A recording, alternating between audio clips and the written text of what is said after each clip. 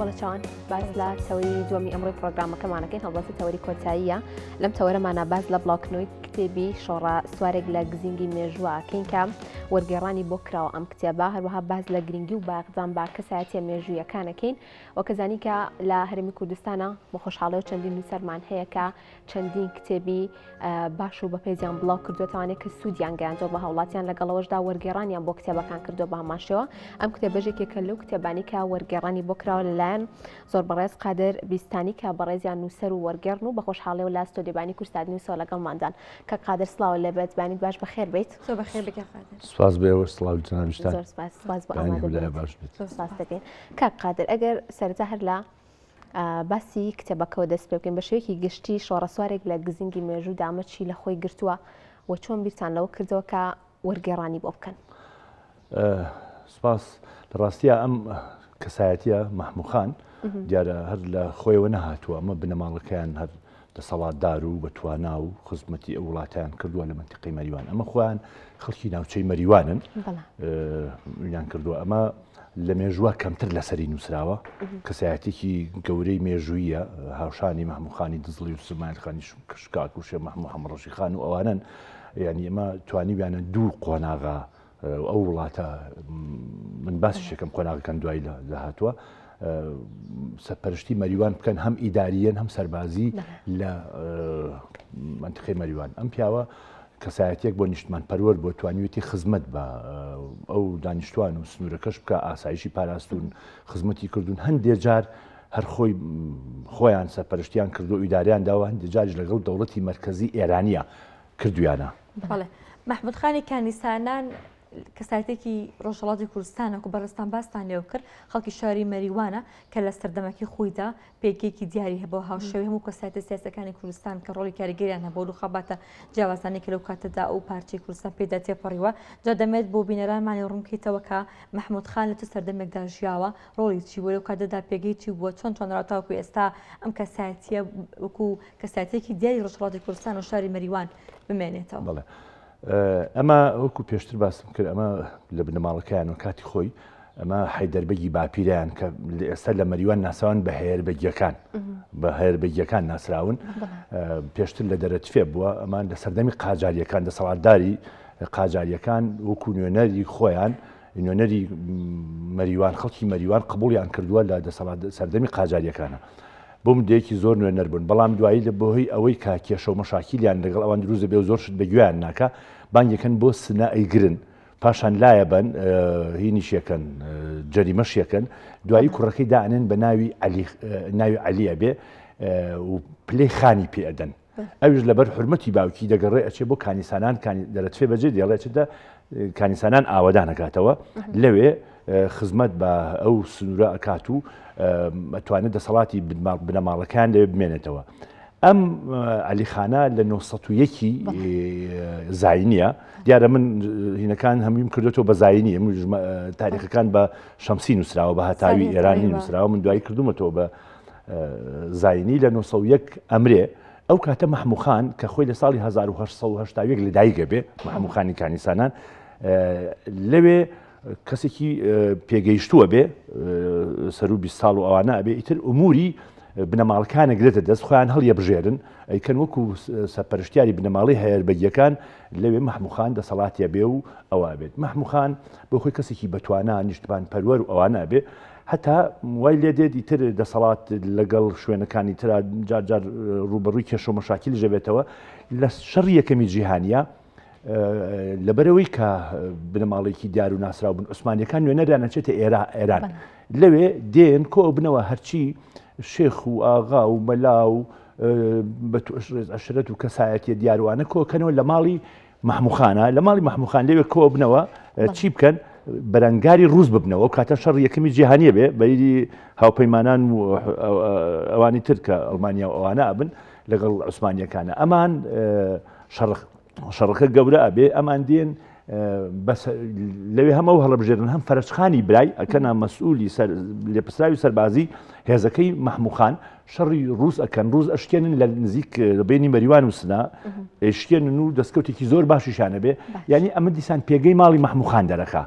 هەتا ئەکاتە نزیکی ئەوەی تر قاجاریەکان دەسەڵاتیان تر وردە کەمە بێتەوە و ئەوانە لەو سەردەمانەشە. باشە کاک قادر بە شێوەیەکی گشتی کتێبەکەت باز لە ژیان هەروەها ئەو شەڕانەکە کە مەحموود خانی کانیسانان ئەنجامی یا و کردوویەتی بە شێوەیەکی گشتی کە باست کرد بە دیارکەوەی چ شتێک گوای لێ کردی کە کتێبێکی لەم شێوەیە وەرگێڕانی بۆ بکەیت یاخۆ چ شتێک سەرنجڕاکێش بوو لای تۆ کەوات لێ بکات کتێبێکی لەم شێوەیە وەرگێڕیتە سەر زمانی کوردی. من بۆ خۆم ئەو کتێبم وەرنەگێڕاوە تا ئێستا 4 کتێبم وەرگێڕاوە نووسینی 4 کتێبیشم هەیە و بێژگە لە شتی تریش ئەمانە من بۆ خۆی خولیای ئەوەم هەیە یەک خولیاکانی ئەو بووکە ئەو مێژووە کەمتر لەسەری نووسیاوە دووش هاندەرێک هەبوو هەر بۆ ئەوەی زیاتر ڕوون بێ بنەماڵی ئێمە بیستانیەکانی ئێمە لە 1923 کێش تووشی مەشکیلەیەک دەبن لە دێکەی خۆمان لە ناوچەی پێنجوێن ئەو کاتە دژمناکان دوژەبێ باپیرەی من ئەکوژرێ و ئەوان کۆچەکەن ئەوان لەوان ئەکوژن زۆرتر کۆچەکەن ئەچنە پاڵ ئەم مەحموود خانە وەکو پەنای سەردەمی خۆی لە 1923 لە گوندی باشماخی ئەو بەر خۆی باشماغ ئەو بەرە بۆ ماوەی 2 ساڵ لەوێ بن باوکی من کە لە سکیداکی ئەبێ لەو دەی باشماخە لە دایگە بێ ئەوان 2 ساڵ هاوکارمانە بن ئەم 2 ساڵە زۆر چاکیان لەگەڵ کردوین و کاتێکیش مەحموود خان من لە قۆناغەکانی تر باسێکم لێی ئەقەومی لە 1945 ئەشکێ یەتەوە بۆ دێی ئێمە بۆ بیستان دیسمان هاوکارە بن ئەمە یەکێکە لە هۆکارەکە خۆشی شخصیەتی مەحموود خان ئەهێنێ کە ئەوەشی لەسەر بکەیت. باشە کتێبەکانی دیکەشت کە وەرگێڕان بۆ کردو هەر مێژوویە یاخود ئەوان جیاوازە؟ وەڵا یەکیان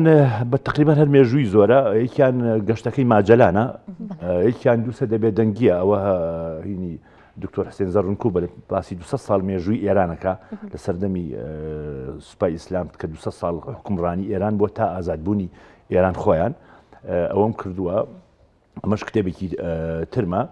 ئەمانەمان کردووە هەروە کتێبی لەسەر بچە هینم فردەوسی دەربارەی فردەوسی نۆرۆزی کورد هەر مقابلەیەکم لێرەش کرد لەسەر مێژووی دەکی خۆمان کتێبم نووسیوە لەسەر حاجی قاری کۆی هینم کردووە و هەروەها ماستەرنامەکەشم لە تاران لەسەر ئەوە بوو عشق و سیاسەت لە نێوان شێرکۆ بێکەس و حەمیدی مصدق شاعیرێکی چەپی ئێرانیە ئەوەش کاتی خۆی کا لە 2007 ماستەرەکەم تاوا کرد. هەڵبژاردننی کەسایەتەکانی ئێران لە هونەر و لە شاعریان لە نووسەران لە سیاسەکان بۆ تۆ بۆچی دەگەڕێتەوە؟ ئایا سەرسامیتە بەوان یاخود شتەکە بە شێوازی سوتفە بووە یاخود هەڵبژاردننی خۆتە؟ لە ڕاستیە یەکەم جارە بەشێک هەرچێکی ڕۆژهەڵاتیش بێ یا ڕۆژ ئاوا یا ڕۆژ با کوریا بە باشوور ئەمە بەشێکە لە مێژووی میلەتەکەمان ئەمە یەکێکە لە ئەوەی کە بەشێکە لە مێژوو ئەو مێژووە ئێمە شانازی پێکەن کوردێک لە ڕۆژهەڵات بێ لە باشوور بێ بۆ ئێمە ئەوەیە دوو ئەم کەسایەتیانە هەم هونەری گەر هونەری بن نا ئێمە زیاتر ئەوە مێژوویەکانم کرد ئەمە سەردەمێک مێژووی ئەم میلەتیان بڕێوە بردووە یعنی ئەوە جاری وا هەیە خەڵکی ئەڵێوە خانە ئاغایە بەگە ئەمە سەردەمەکە خۆی وا بووە دەسەڵاتداری زەمان ئەوان بوون تۆ مێژووەکە ئایا کرێ بژ لە مێژووکەی خۆت بکەیت ناکرێت مێژووکەی خۆت بە خەڵکی بناسیێنی تۆ بتوانانی تەجروبە لە مێژووی ڕابردووی خۆت وەرگری و ئایندەی خۆشت بنیاد بنەی یعنی زیاتر ئەوەیە کە ئێمە بتوانین مێژووی میلەتەکەمان بە ئەو نەوەی تازانە بگەێنین لە خۆڕا ئەم وڵاتە نەهاتووە ئەم میلەتە بە قوربانی و بە گیانفیدایی و بەوە هاتۆتە ئێستا کە دەستکەوت بۆ هەم لەم دەستکەوتی ئێستا لە باشووری کوردستان هەیە هەم لەوەی کە ئێستا کورد وجودی هەیە چەند معامەرێشتی گەورەشمان لەگەڵ کراوە بەڵام هەر نەفەوتاوین. ئەو سەرچاوانەی کە لە نووسینی ئەم کتێبەدا بەکارت هێناوە چی بوونە؟ باس لەو کە لە ڕێگەچەند ڕۆژنامەیەکەوە ئەم کتێبەت وەرگێڕاوە. وەڵا حەزەکەم هەر بە کورتیەوە بڵێم و گەشتم بەر باسی قۆناغەکانی دەسەڵاتی شی بکەم. بەڵێ ئەمە لە ڕۆژنامەی ڕۆژان هەیە لە سنە دەرەچێ بە زمانی فارسی و کوردی لە دوو ژمارە 849 850 لە دوو ژمارە جیاوازە ناسرخان کە ئەکاتە کوڕەزای ئەم مەحموود خانەی کە من وەرم گێڕاوە خۆی بەڕێوەبەری ڕۆژنامەکەیە بە فارسی نووسیوێتی من لە کتێبەکە ڕسمی هەردوو ڕۆژنامەکەشم لێداوە سەرچاوەکەشم دیاری کردووە کە من لەوە وەرم گرتو کردومە بۆ نامیلکە ئەو کتێبەی کا بۆ ئەوەی مێژوو نەفەوتێ خۆتان نەزانن لە ڕۆژنامە زۆر جار ئەفەوتێ مەگەر یەکێک بە تایبەت هەڵی بگرێ ئەرشیڤێ ینا ئەڕوا لە نامێنێ بەڵام کە بوو بە کتێب ئەو مێژوو ئەمێنێ ئەم مەحموود خان ئەوە یەکێک لە سەرچاوەکانە من ئەوەی کەم جوابی پرسیاری کەی تریشە بێتەوە بیسانەوە بۆچی ئەوم کردو دوو جار ئەم مەحموود خانە دەسەڵاتی مەریوانی گرتووەتە دەست یعنی مەریوان کە شاری مەریوان و دەوروبەرەکەی بە هەموویەوە حکومڕانی کردووە لە کاتی ڕوخانی ڕەزاش قاجاریەکان و ئەوانە دواتر ڕەزاشای پەهلەوی دێتە سەرحکم لە 1925 زاینی ئەم ئیتر لە 1926 تقریبان عەبدوڵڵاه تەهماسبی وەکو سەرپەرشتیارێک هێزێکی گەورەیە بۆ ئەو ناوچەیە لەلایەن سوپای ئێرانەوە ئەم لەگەڵ یا تەنسیقەکە و ئەتوانێت تقریبان هین بکات حکومڕانی مەریوان بەڕێوە بن هەرچەنە ئەو کاتە شێخ مەحموودێشی شکاوە لێرە دەچێتە لە مەریوان لای ئەوان پەنایان داوە و هاوکاری باشی ئەکەن مەحموودخان و فەرەجخانی فەرەجبەگی برای ئەمانە کارێکەکەن کە بۆ مودەی چەند ساڵێک حکومڕان بکەن بەڵام ڕەزاشای ئێران دایما لە تاکتیک و لە پلانا بووە بۆچی بۆ لە ناوبردنی شخصیەتە دیارە مێژوویە بەتواناکانی کورد هاتووە هەموو جارێک گرتوونی و سەرهینی کردوون ئەو جارەی ئەخیریان ئەو دوانەی گرتووە ئەوشی گرتووە و مەحموودخانی کانیسانانیشی گرتووە بردوونی بۆسنە دوایی بە ناونیشە بە هۆکارێک کە عەلە ئاساس بچێ هەورامان بگرێت هێزێکی زۆر دێنن دەچن بەرەو هەورامان هەموو شخصیەت و چەکدار و شتەکانی و منتیقە کۆکەنەوە چن بۆ هەورامان لەوێ بیان هەورامان بگرن هەورامیەکان خۆیان لێ بە دەرەکەن ئەڕۆن خۆیان تووشی ئەو شەڕە ناکەن بەڵام ئەوان تەوقیتی سفریان بۆ دانێن ڕەزاشا ناوی 250 شخصیەتی داونەتێک کە بیان گرێ یەکسەر بیان هێنێ بۆ تالان لە نەوسود لەوێ هەمیان کۆکەنەوە چەکیانەکەن و بە پێ ئەیان بن بۆ کرماشان لەوێ شۆیان بن بۆ تالان هەمیان سژنەکەن بۆ مودەی چەند ساڵێک هەتا ڕەزاشا ئەڕوخێ ڕایەکیش یعنی ئەوە پێشتریش هەتا مەحموودخان و هەردوو مەحموودخان لەگەڵ شێخ مەحموود ئەگیرێنە بدرێنە بەسرا لەو فتری پێشوە دێنەوە ئێران کارێکە کات زۆریان ئەمرن لە یەکێک لەوانە فەرەجبەگی برایەتی لە زیندان ئەمرێ بە هەر ناونیشانەکە ئەیان بن بۆ کۆشتی قاجار لە شاری ڕێی لە شاری ڕێی لەوێ سجنیانەکەن و تەعزیبیان دەم و زۆریان لێمرێ قۆناغی دووەمیش ئەگەر ئیجازە بن قۆناغی دووەمیش دوای ئەوەی کە ڕەزاشا ئەڕوخێ محەممەد ڕەزاشای کوڕی دێتە جێگەی لە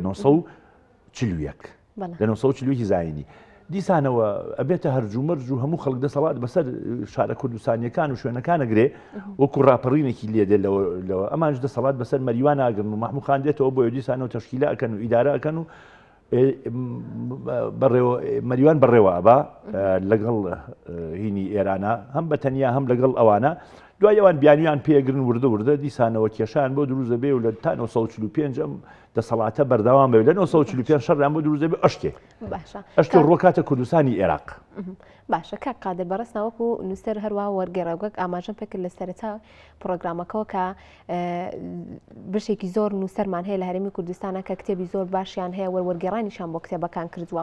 ئەتوانین بڵێن کە نووسەرەکانی خۆمان تا چەند گرنگیان بە کەسایەتیە مێژوویەکان داوە بۆ ئەوکە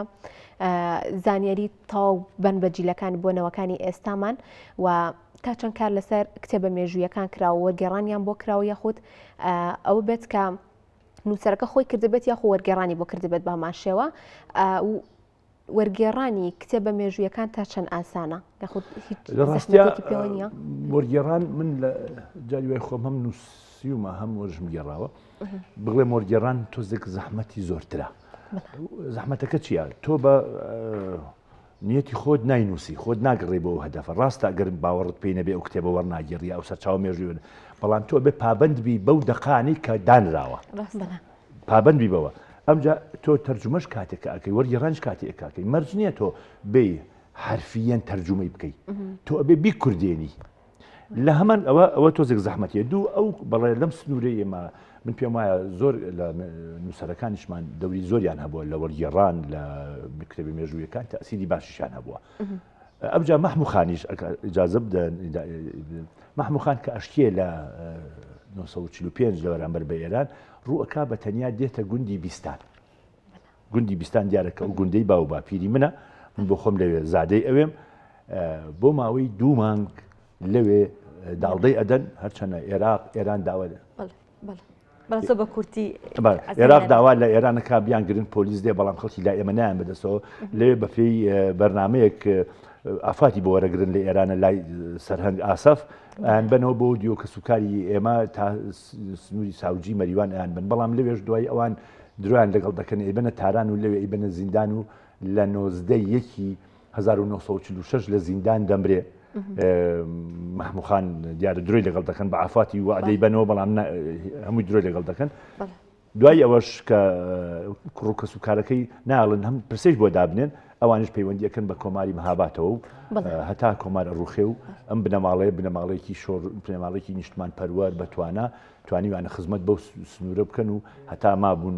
لە ژیانە. باشە هەڵبەتە کە قادمورە کە زانی کە گفتوگۆکردن لەسەر کەسایەتە مێژوویەکان و هەروە کتێبەکان تا گفتوگان لەسەر بکەین تاوا نابێ بەڵام لەبەر کاتی پرۆگرامەکارەوە ناتوانین زۆر سواز بۆ زۆر بەڕێز قادر بیستانی نووسەر وەرگە سواز بۆی کەمبیانێ لەگەڵمان نبوویت بە کۆمەڵێک زانیاری زۆر زۆر سواز بۆ ئێوە سواز بۆ کورساتیش سواز بۆ جەنابیشتان توانیم ئەو زۆر سپاس ناسینی ئەو کتێبە خەرمان بەرەکەت قادر زۆر سپاس.